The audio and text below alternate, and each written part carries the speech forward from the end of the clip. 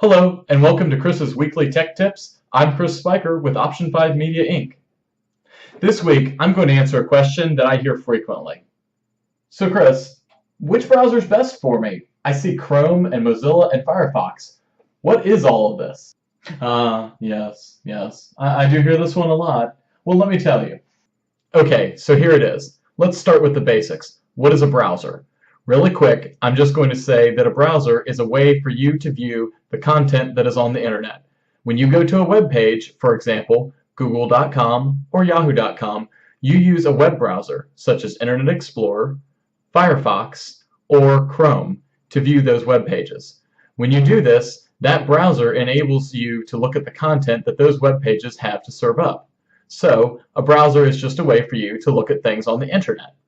Now that we've simplified that, let's say which one's best. Okay, now understand, when I tell you which one's best, this is left up to a little bit of interpretation.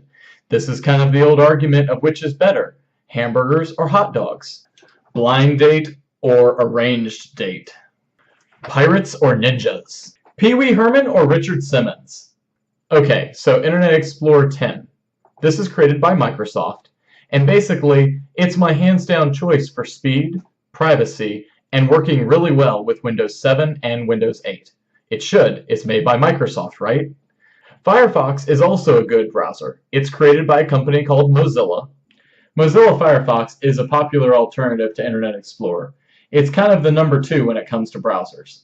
It, as well, can display content pretty quickly, and it also keeps your content private.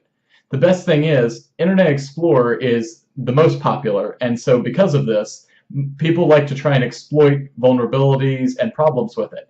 Mozilla Firefox, being the number 2, is not as exploited, and thus it's not under attack nearly as much as Internet Explorer is. Chrome is created by Google.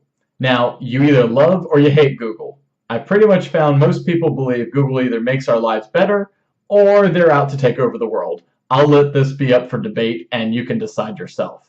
As a browser though, Google does a pretty good job at keeping up with Mozilla Firefox and Internet Explorer. It can load pages pretty quickly, and it keeps up with privacy. Also, it really works well with all of the Google Gmail, Google Drive, Google Docs.